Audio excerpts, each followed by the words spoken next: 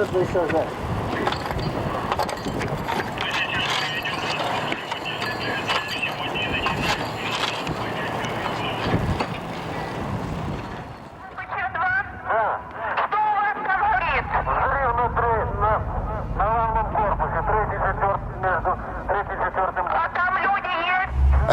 lie we tell incurs a debt to the truth. Sooner or later, that debt is paid.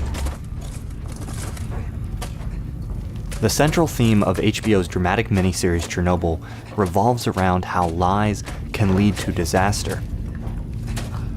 How the way we craft stories about what really happened can cause harm. This, however, presents an ironic challenge when creating a dramatization of real events. Dramatic narrative by its nature requires modification and simplification of what actually happened.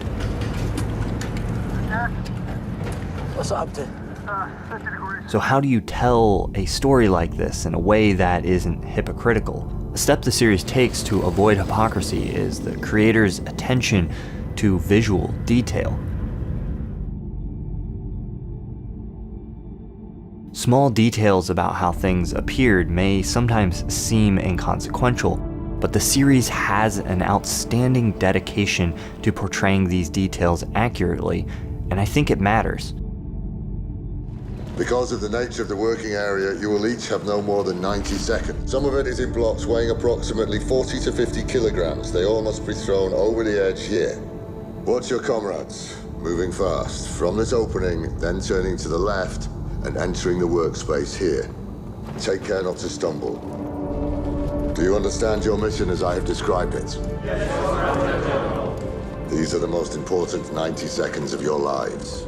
The documentary footage I'm showing as a comparison here was often used for reference in designing costumes, buildings, sets, etc. Most of what is changed about the story is shifting things on the timeline or condensing information or characters in a way that is necessary to tell the story in only 5 episodes.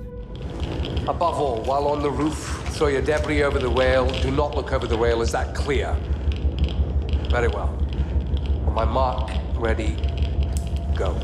Seeing the show and reality side by side makes it obvious how understated the show's approach to the story is. There would have been many opportunities to try to make events look and feel more dramatic, but it wasn't necessary, and I think it pays off.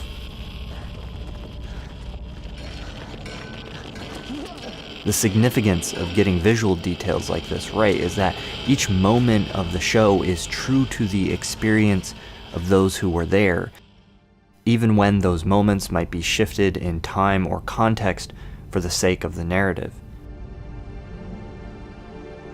One of the atomic reactors at the Chernobyl atomic power plant in the city of Kiev. I was always aware that I was telling a story that meant an enormous amount to the people that lived through it. There are people alive today, thousands, tens of thousands of people alive today, who have lost people they love because of Chernobyl, whose lives have been shortened because of Chernobyl. There are a lot of people walking around without a thyroid because of Chernobyl. And it was important for me to tell that story accurately. Our production designer, Luke Hull, worked very closely with our costume designer, Odile Dix-Moreau. We just became obsessed with showing things as they were. Most docudramas leave it to the viewer to figure out what events and characters were changed. HBO's Chernobyl, interestingly, gives you the tools to learn these things. The companion podcast covers much of what was modified and why.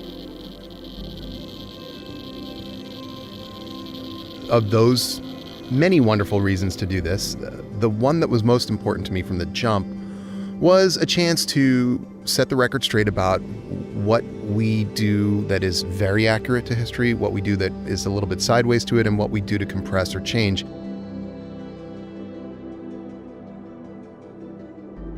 It's an interesting acknowledgement by the creators of the show of the way the meta-discussion and experience of watching a show about true events is important to the story.